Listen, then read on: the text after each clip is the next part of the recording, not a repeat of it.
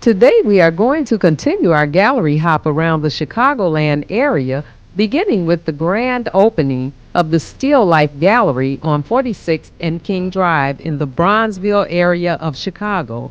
After meeting some of the artists and seeing their beautiful artwork, we will hop over to another Bronzeville location called BSD, home of the Delta Sigma Theta sorority, where tonight the Deltas are hosting an exhibit titled Gallery DSD. The DSD Gallery exhibit kicks off the Delta's first annual exhibit featuring the creativity of major African American artists. So prepare to experience an hour of beauty and entertainment as we visit some of the most prolific artists in the Chicagoland and surrounding area. We would like to take a moment out to congratulate our host and producer, Dr. Gloria Latimore-Peace, who has been honored with the title of Professor Emeritus by Northeastern University, where she has spent her academic career serving Chicago's inner city.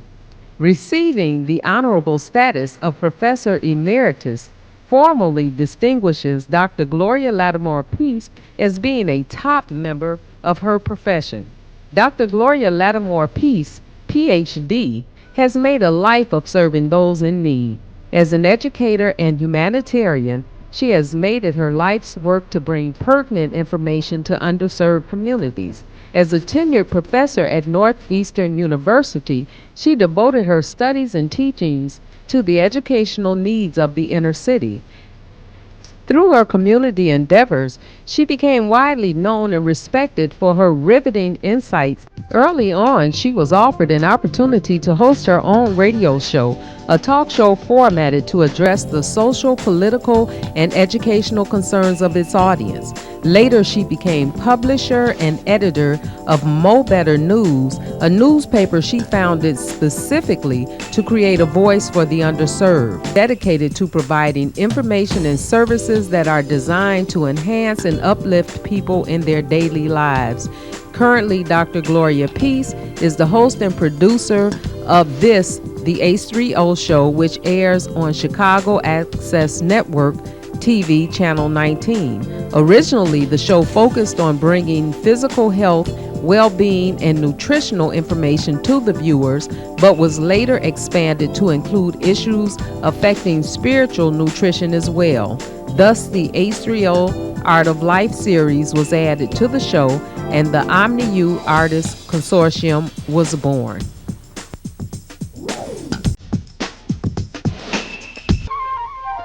Today's show is being hosted by artist Debra Hand.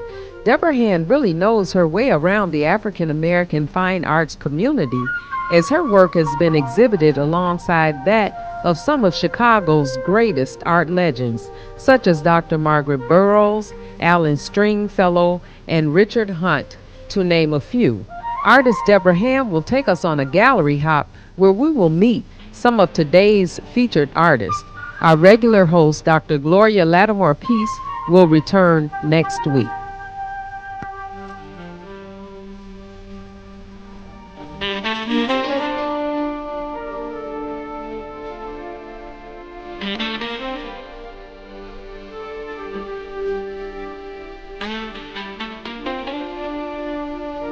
Today's program begins with a visit to the Still Life Gallery, a brand new New York-style gallery in the heart of Bronzeville. The Still Life Gallery started as an idea in the mind of photographer Bryant Johnson. With the help of Alderman Dorothy Tillman, Bryant Johnson realized his dream of creating a venue worthy of showcasing the phenomenal creativity of other African American artists.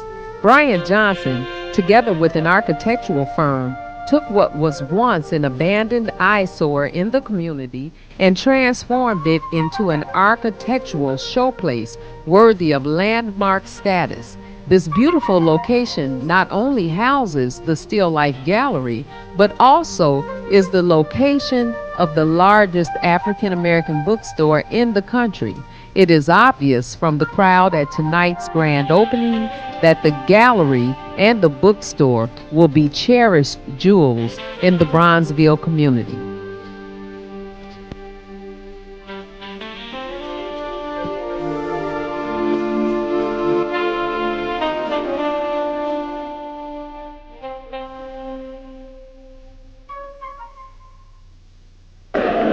with Bryant Johnson, a brand new gallery owner who is having a fabulous exhibit tonight. Bryant is an artist and a photographer, but we are finding that he has many, many more skills that we haven't known about. He's designed this gallery in a fabulous building, and I'd like to talk a little bit. First of all, I'd like to know the architect or the architects who are responsible for this building renovation, and then I'd like to know all about this gallery. It's fabulous, Bryant. Thank you. Excuse me. Actually, the architects that designed the layout for this building is Colleen Hernandez and Tamara Jones of Jay's Design. They're located at 1006 South Michigan Avenue. And that's how I got introduced to actually having an art gallery here. They were the architects on them. We are good friends, and they told me about the possibility of acquiring a venue to do an art gallery. Once I came and looked at it, it was as full steam ahead from that point on. So when you came to look at it, it must have just been a big empty space. How did you conceive of this beautiful New York style gallery that people are obviously responding to from the crowd tonight?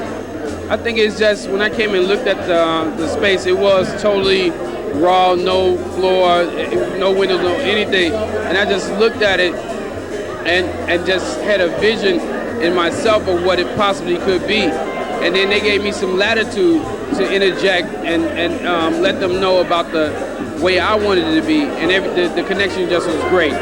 With the professionalism of what they do and my ideas, we interphased it and we came out with this product. Being an artist, I can see where you conceived of maybe how to hang the artwork to get the flow of a show, but you have to be a business person to really conceive of a venture such as this. And I am so impressed with you. I must tell you personally, I really, really am. I've known you for a number of years now, never had any idea that you are operating on this level and that head of yours behind those beautiful braids. And I came here to see the gallery before you got everything in place, and I was really impressed with the layout of this. I mean, you thought of everything. You really, really did. Now, what brought that about? Every artist does not have business sense, and I know that personally because I am an artist with no business sense.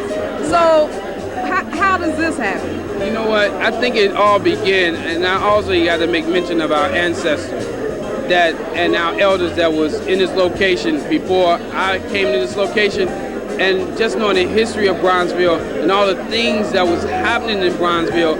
And I think those things was happening because they had limited choices. They had to be here, and them having to be here made them work and cohabitate together in a very artistic and unique way. So when I had the opportunity to do the gallery here, I kind of was thriving on a little bit of that whole Bronzeville Renaissance type of atmosphere, and I wanted to create a venue in which we could be on 47th Street and King Drive and kind of live up that old history. And we still making a choice, but what now? Our choices are more broader, but then we have to make a choice to come and participate in this gallery now.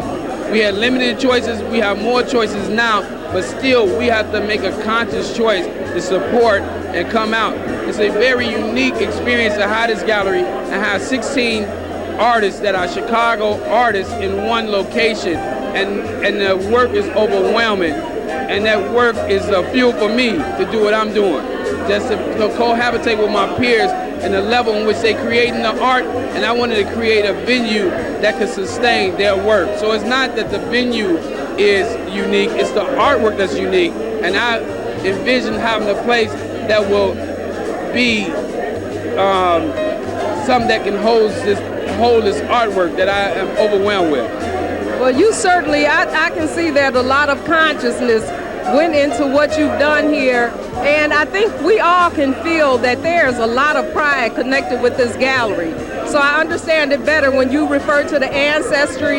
You appear to me to be too young to have any real memory of the kind of things that were going on once upon a time on 47th and King Drive, but obviously you've educated yourself and you do understand the history that is taking place here. And you know, It's amazing the number of great people that have come out of this area. And it's interesting that you bring up the point that it was the creativity involved in just the whole survival process that caused people to reach into themselves and come up with these great ideas.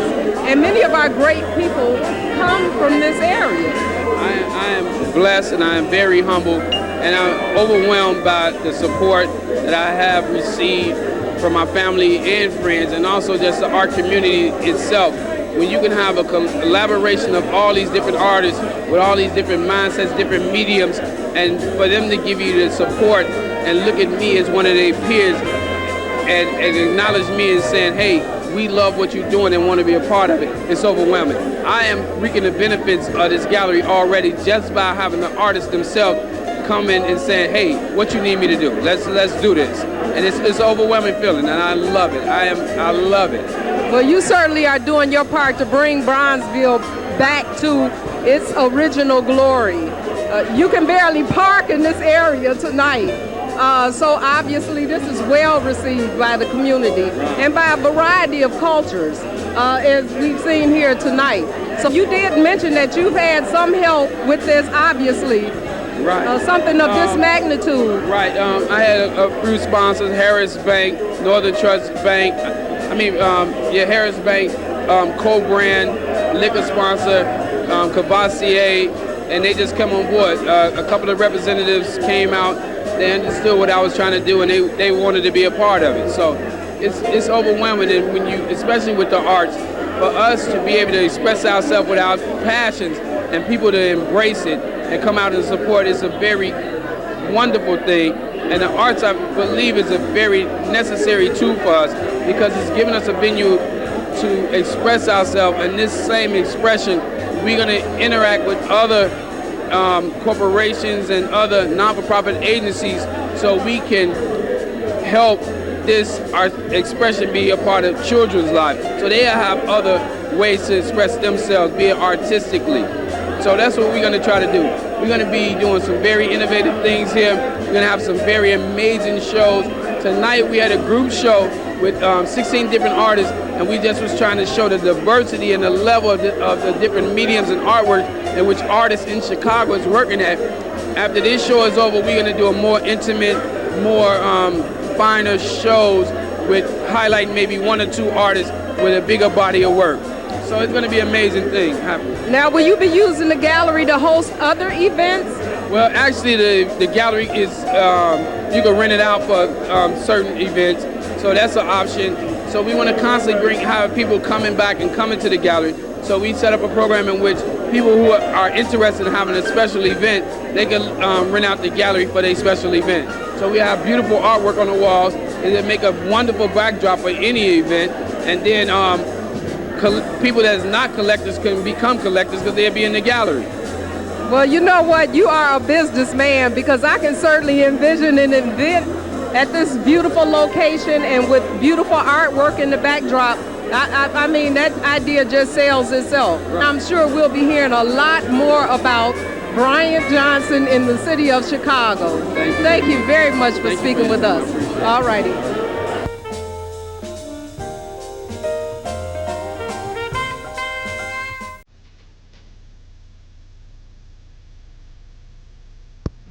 Jason E. Jones is a self-taught artist, curator, and teacher who uses indigenous resources such as sand to create his signature works.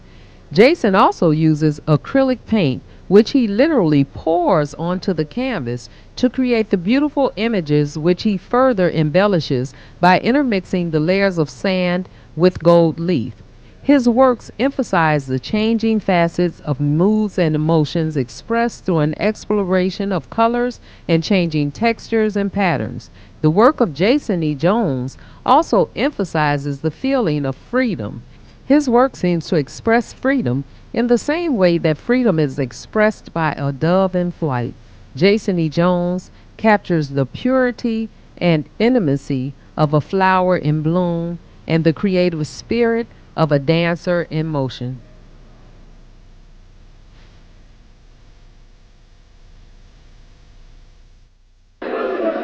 here with artist Jason E. Jones in front of some of his fabulous artwork. And we just like to talk to Jason for a minute and find out exactly how it is that he is creating this beautiful work. I love this piece. You know, I've seen your work many times, and you just never stop growing. I mean, but this piece, it to me combines all of your best techniques in one place. I absolutely love this piece. Please tell me a little bit about your process. The process is actually acrylic and gold leaf on paper, and the image of the lady is actually poured acrylic paint. So instead of painting like a traditional artist with a paintbrush, I actually pour it on the paper in a real easy form. And then I apply gold leaf over it and sand it off, and that's how you see some of the color that actually comes back through. But the image was taken from a lady that I saw on Channel 11. It was a dancer, and she was it was a dance troupe. It was about 5 or 6 ladies, and they were doing, you know, their thing. But it was one lady who was just special, you know, it's really special out of the whole group, and she just stood out from the rest. And I started the series from her, and it kind of takes off of the dancers that you do, just their form and how much energy they have, and everything that they have, the freedom that they have to express themselves. Do you know who the dancer was? You know, that's unfortunate, because I'm sure any dancer that is capable of inspiring this kind of beautiful work would like to know that they're inspiring artists to such heights. I also love all of the energy that you have going on in the background of this piece. It seems to give movement to the actual dancer. Even though it's not a part of the body motion, it gives you a whole song and a whole storyline in which to interpret this piece. How do you get that particular style? Well, actually, like I said before, the image was actually transpired from a lady who was just exuding so much energy. But the colors at the top, if you notice, are different colors that represent different moods that we feel. The reds for when we're mad, yellow for when we're more calm. And as she comes in, you think about yourself at the end of the day, how you just want to take a deep breath and just let everything out that transpired from that day. And that's what she's actually doing. So. We really enjoyed looking at your work. You also have your flowers here. We're going to look at a little bit of that later on. So we're going to catch you around. Meanwhile, there are a lot of people waiting to talk to you, so we'll let you go.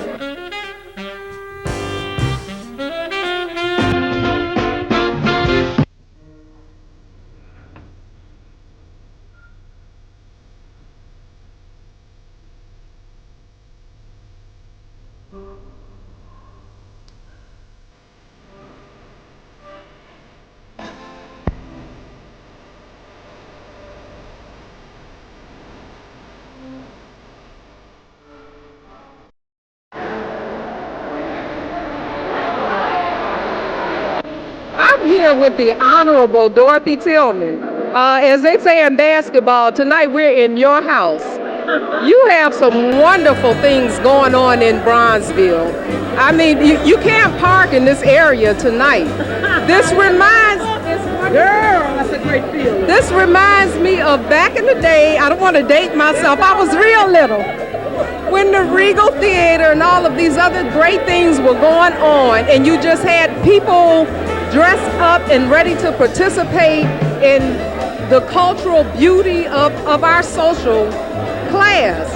And you have really done something in this area. I have not been in this area in a while, and I am amazed with the rejuvenation of this area, with the beautiful homes and the theaters and just all of the things, the venues that are being established here, so that our talents, arts, theater, so forth can be showcased. This is wonderful. Tell us about some of the other things. Tell us some of the other things that you have going here. Well, the vision and the dream is to build a culture, African American culture, our culture. So when people come from across the world, they can really see our culture. They can see what we're doing. They can experience us. That black artists will have a place to display their arts. Or someone can play some music they can come to the South Side to a club and not feel like you're out of place. That we really do have our culture, our blues, our jazz, our art, everything. You know, Black Americans have style. We've given the world everything. We've given them class. We've given them music. We've given them design. We've given them everything. And we said we want to bring our culture home so that we too, it's an economic base for us too. So we can use our culture as an economic base, at the same time showcase it and show our young children what we have. It has been said that a community that does not understand our race, our people, that does not appreciate, protect, and understand its culture will act like savages. Well, you certainly are doing your part to help preserve the culture of African Americans. Now, you have a lot of things going on. I see a lot of new buildings that are yet to open. You spoke about the Harold Washington Theater that's slated to open. Tell us a little bit about that. Well, we're about 90% complete. I'm really nervous because I went in the other day and I told the contractor, slow up. He said, I can't, because, you know, we have the Ritz Festival every third weekend in July. And I really didn't want to open before the festival. It looks like I have to, because he's going to finish the last of June, first week of July. And I got to debate whether we're going to open before or after, but probably before.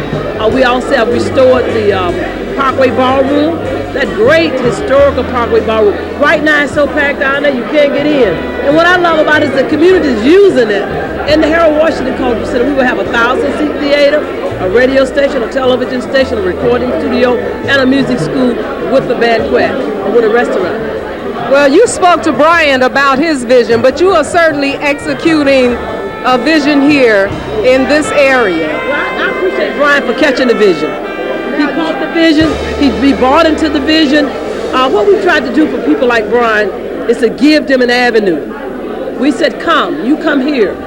And Mr. Higginbottom, who developed this, is really working very closely with a lot of young African-American men and women. When Bryant came here a year or so ago, it was just a vacant, empty, raggedy building, but we wanted to do this and put all of our culture in here. Bryant have come, Afrocentric Bookstore. We have the counselor from Jamaica. His office will be here, the Consul of Jamaica office. So if you want to go to Jamaica, come here and see the Consul General and see what he has to say. We have a Caribbean convenience store here. Dr. Nicholas, who deal with holistic medicine. Of course, the Spoken Word Cafe. The word will be spoken every Saturday night. Plus, they have jazz down there. They have everything down there, and we have the frame shop. It's really wonderful. Well, it certainly is beautiful, and it's an experience to come and to see what's being done in Bronzeville, and to show other people what's being done in Bronzeville, that this is once again a Mecca. But this is more than the word Bronzeville. It is Bronze. It's actuality. All that means is that black folks is making money and black folks is being creative. So rather than it being a word, it is a reality. It is definitely that. I'm just full of pride tonight, just looking at the things that have been accomplished, and I know that this is so much more than a job for you. This is a passion. I can see it, and I was just talking to somebody. They were telling me you were so emotional about this opening, and I definitely see your passion. But you know, back to the reference of spoken word, like you said, it's more than just a spoken word. This is a reality that is taking place here, and I'm very proud to meet you. I'm just meeting you, and I'm very proud to meet you, but I'm more proud to show people what's being accomplished here. Thank you very much. Thank you so much. God bless.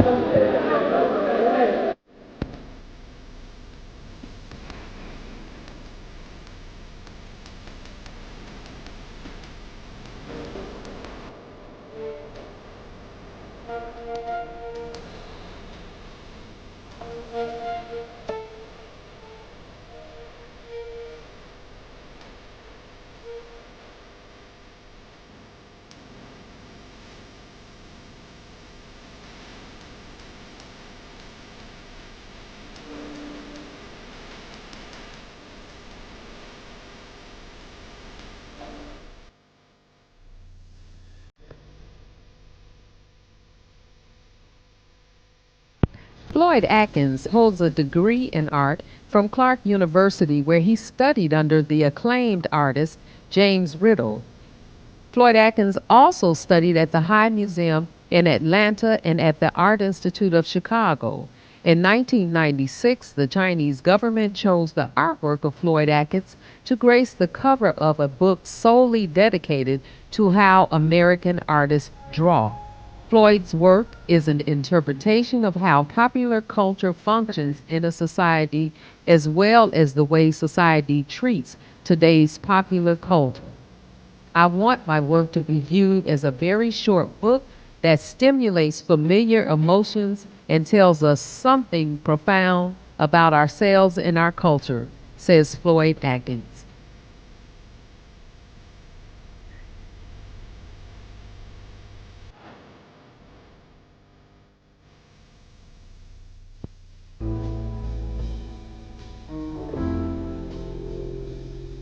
Rhonda Wheatley is a self-taught Chicago artist who expresses her appreciation for the world's cultures through art.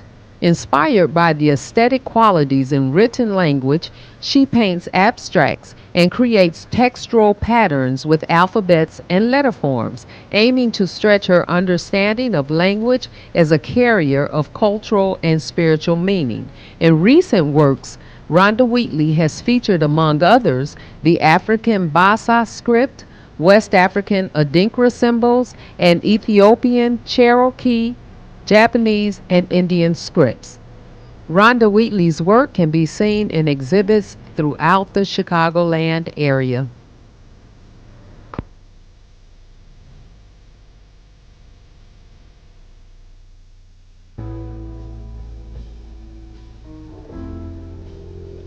Gregg Spears works with oils, acrylics, pastels, and wood burning. His work reflects the earlier part of the 20th century. Gregg Spears believes that the strength of a culture is created by its everyday life's experiences, and the strength of Spears' culture is what inspires his work and continues to fuel his creativity. Gregg Spears is a curator at the Southside Community Arts Center, where his work can be seen in addition to other locations throughout the Chicagoland area.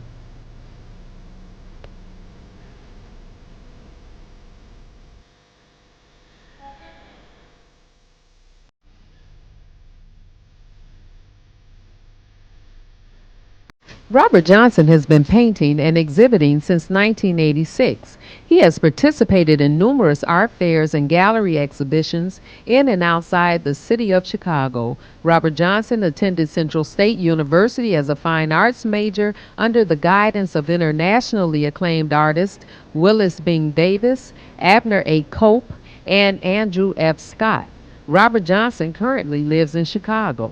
Says Robert Johnson, my art projects the unlimited spiritual energy that is found in creation. I find that painting on glass helps to keep the colors alive and free, forever fresh to the viewer's senses.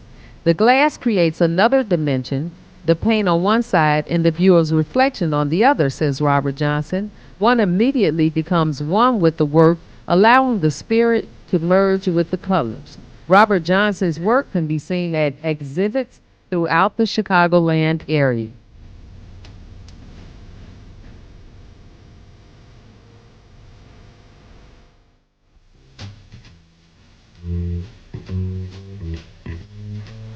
Today's guest host, artist Debra Hand, is the recipient of the 2002 Black Excellence Award given by the African American Arts Alliance in recognition of her outstanding work in the visual arts. Debra Hand is a highly sought-after self-taught sculptor whose unique genre of sitting sculptures and dance figures has been catapulted to prominence by serious collectors. As a child, Hand studied dance and was greatly impressed by the powerful presence of the older girls in the dance troupe. Her dance sculptures, with their exaggerated muscles and stances, perfectly embody her childlike perspective in a way that is both whimsical and exquisite. Although Hand had become widely known for her unique dance sculptures, her career took an unexpected turn when, as a result of her outstanding creative abilities, she was offered a real violin to use as a canvas by the representatives of the Illinois Philharmonic Orchestra. Hand accepted this honor and in return created a stunningly unique work of art. Hand's ability to meet creative challenges is made obvious by the growing list of art aficionados who covet her work. Andre Guichard is a self-taught artist who has had the privilege of being exposed to art through the eyes of his father, who painted throughout his childhood. He was also influenced by his cousin, the late great outsider artist William Dawson. Andre Guichard's paintings have been exhibited in solo and group exhibitions throughout the United States. Andre is a curator at the South Shore Cultural Center Fine Arts Gallery, but we see him in every major art venue in Chicago. Tell us a little bit about what it is that you do outside of the South Shore Cultural Center. Well, what I do, or even before I get into what I do, part of the credit of the success and the notoriety and the exposure that I have is owed to the H3O show, Dr. Peace, Debra, and their commitment to the arts and educating and exposing the vast community about the treasure that we have, and that by education I mean learning about the mediums, acrylic, sculptures, oil, on canvas, on linen, mixed media, on paper, then recognizing that each artist has its own fingerprint, which you can actually recognize an artist by a painting before you even read the signature on the painting. And these are some of the educational things that we offer, that this show offers, and that helps our community and will help our community change their buying patterns. Because when you really look at it, what we're offering as a product is probably the only product that you can buy that will last 300 years. Fine art will last longer than your house, your car, any clothes that you buy. And more importantly than that, you have the opportunity to pass on culture and wealth through appreciation. So I'm committed to this, and I've seen and I continue to see how everyone has taken a role within this mission. And it's through these roles, and then with requiring you as a potential collector to fulfill your role in learning and opening yourselves up to the fine art, to the world of fine art. I'm very excited about this work. This is something that I'm happy that I have another series besides the jazz series, because it adds to the whole creative element in the offering.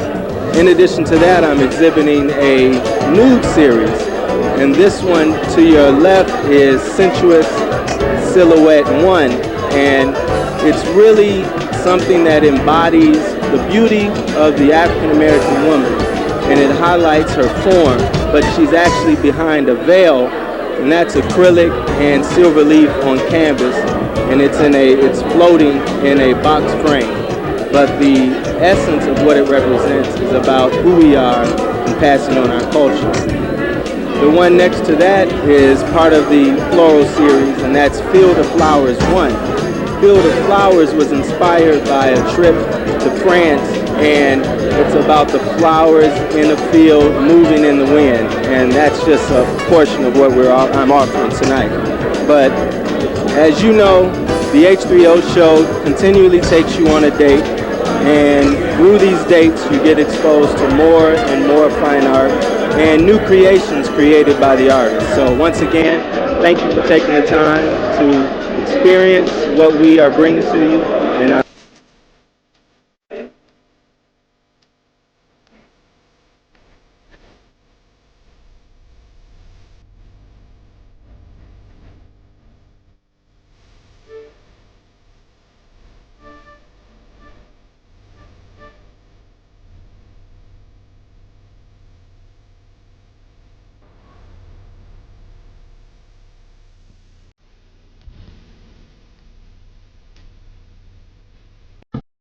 One of the things that I'm proud to be able to do as an artist is to bring to your vision some of the great talents in the African American arts community. We're here with Derric Clemmons, who is an outstanding artist and whose work I admire. We're standing in front of one of his paintings, but he works in he works in a variety of media. Tell me a little bit about this painting, and then I'd like to talk about the sculpture that you have. Well, basically the piece is called Sisters, Two Sisters in the Attic. These two sisters embrace one another because they know each other.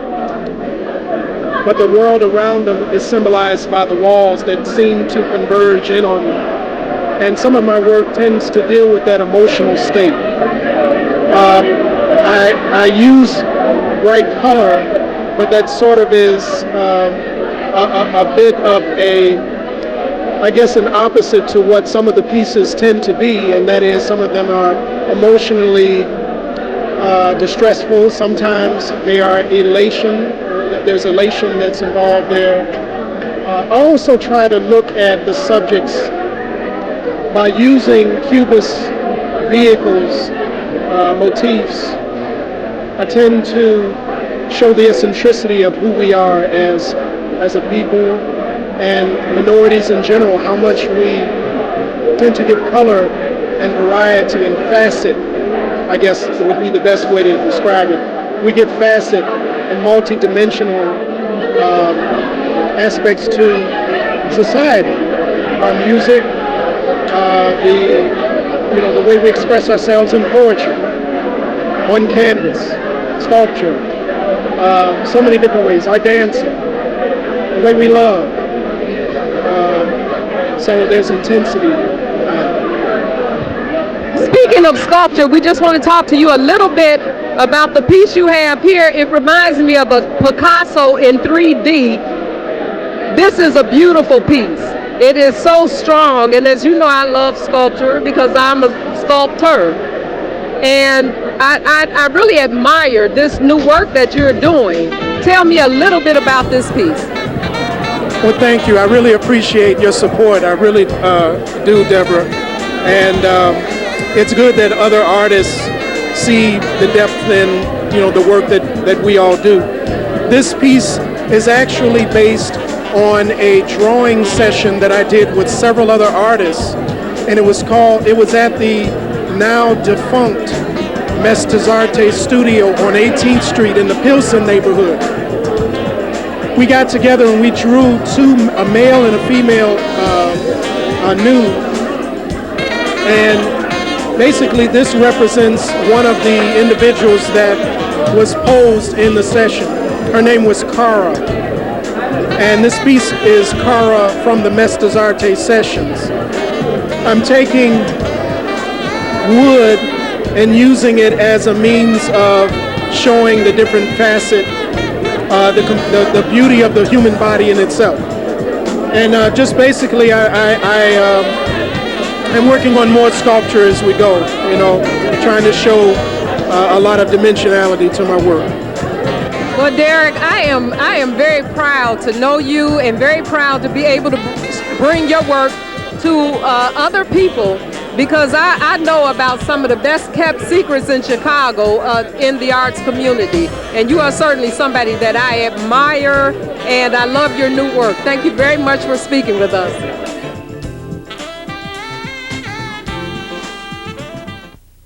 We're here with the renowned photographer, Raymond Mays. He is the deepest artist I know.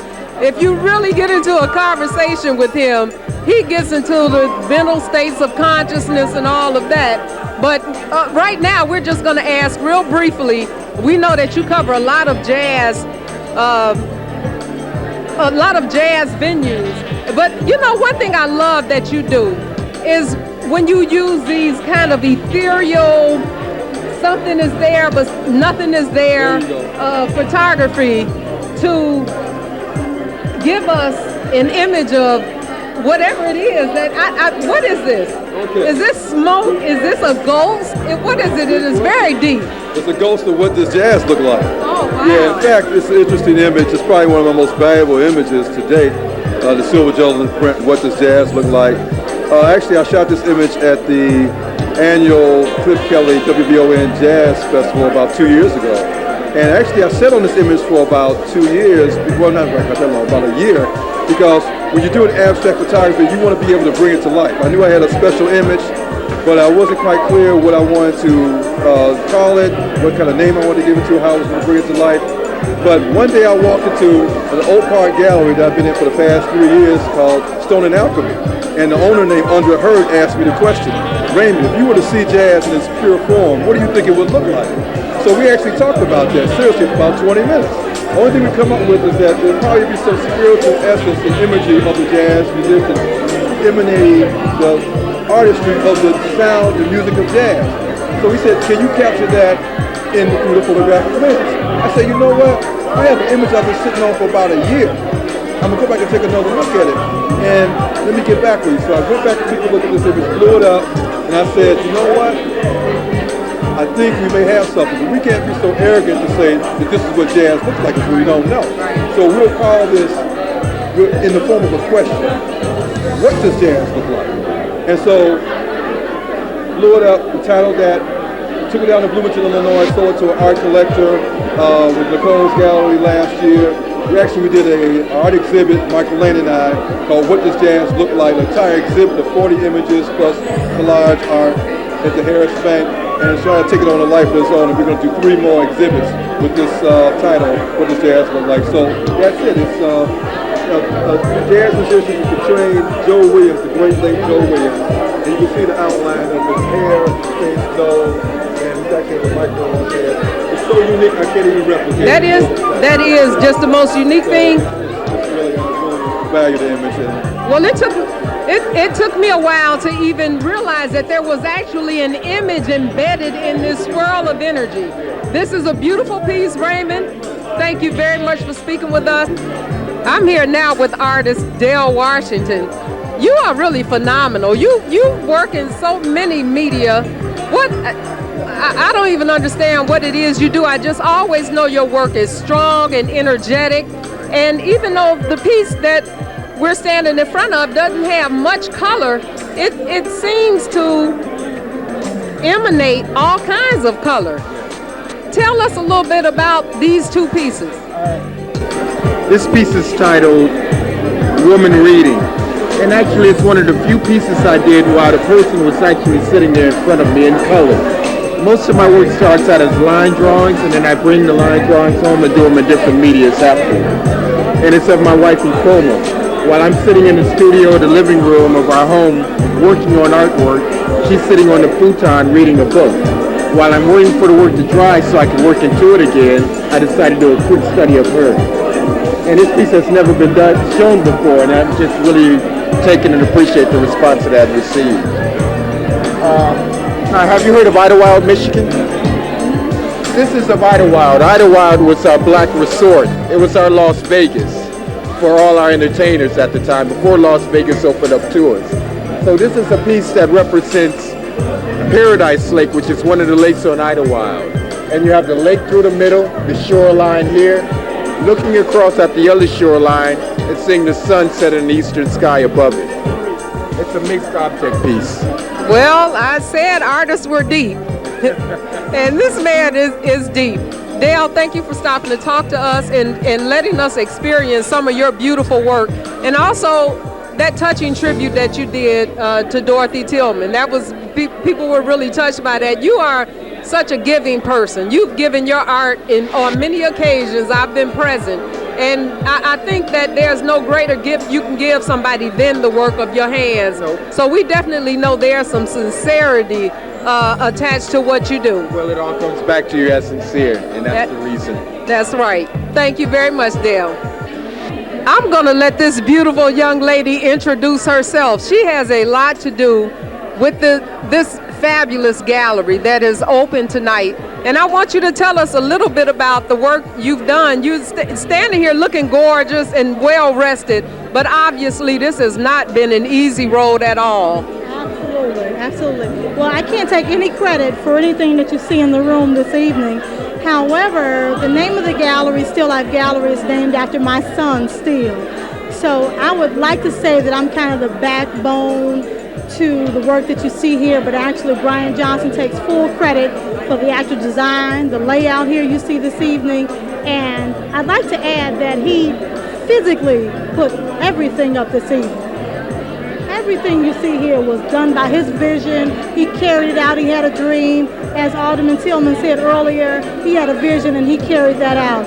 So my role is just being that backbone. Whatever he needed, I helped him with. If it was a nail, just hold it in place, that's what I did. If it was a number to go beside the print, that's what I did. So that's my role. I guess it's helpful enough, and it's an important role, and I'll accept that, being the backbone there. Well, you are very humble, but the backbone is quite a significant part of the body. Anything. You can't do anything without the backbone. Backbone not standing up straight. You can't do too much. So I guess I'll take some credit there too. You have to take some credit. I mean, this is really a wonderful place. And you all have really done some work to get the word out here and to get people involved in this gallery. I'm very, very thankful for this evening and all the support we've had with the gallery, and we're just looking forward to continued support, and I'm sure we'll see some good things come out of Still Life Gallery.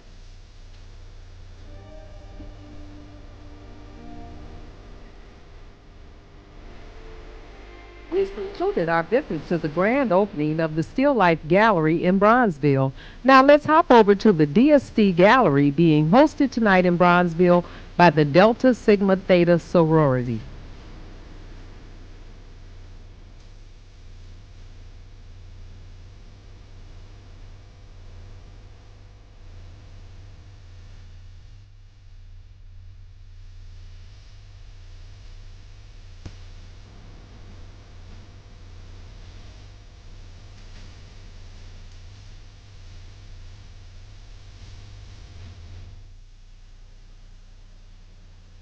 We're here now with Felicia Grant-Preston, who is a renowned artist.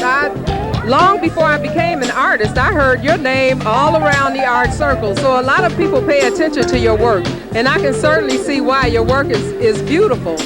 Tell us about this piece behind it. Okay, this piece is called Afternoon Gathering, and this piece is basically about friendship.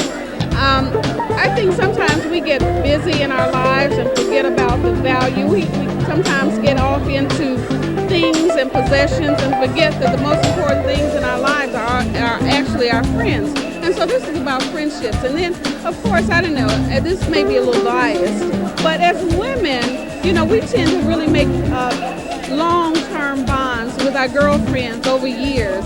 And actually, the impetus for this piece came from a photograph of my mother and a couple of her friends.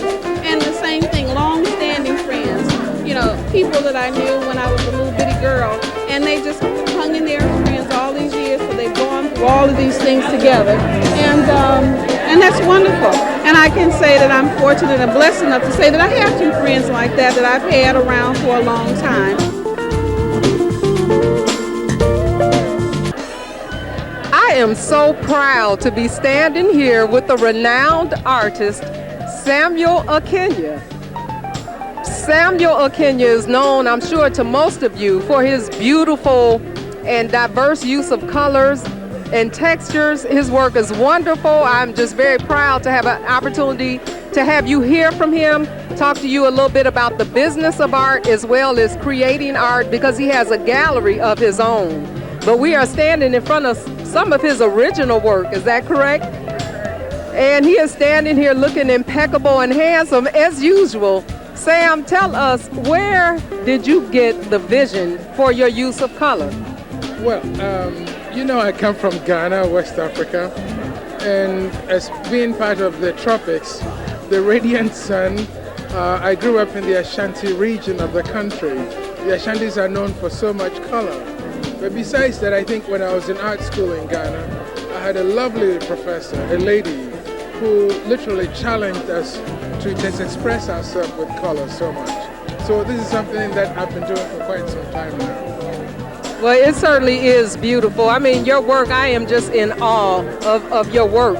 It's very intense, and the combination of colors you use is just so beautiful and so moving.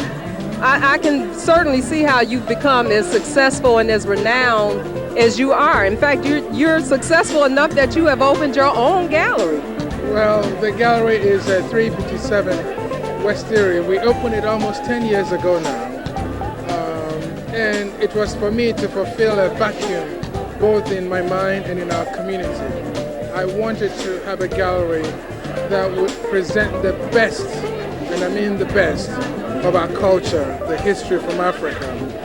Take, for instance, this composition, which has two very distinct masks in it, one male, one female. And the idea of this painting is because when people will pass away back in Africa, these masks will be made to honor their memory. And the colors in it are a depiction of the vibrant life that these people lived. So that's why I created them. You certainly have captured some beautiful spirituality on your canvas. So not only do we have the treat of looking at your work and hearing from you, but we also get a historical perspective on your work. Is this primarily what you do? No. This is actually only one category of my works. I work in 4 different means of expression. This is what I call my cubist interpretation. I take the traditional African masks and express them in the style that Picasso expressed, Cubism. And then I also paint landscapes, and I do that in impressionist form, very much like Monet's type of work. And the third category of my works are the figurative works, which are very lyrical in movement, and they're mostly subjects of black women from Africa to America. And then the final category of my works are the frescoes, which I don't have one on display now, but they are usually sculpted on pressed masonite, fired and then painted. Yes.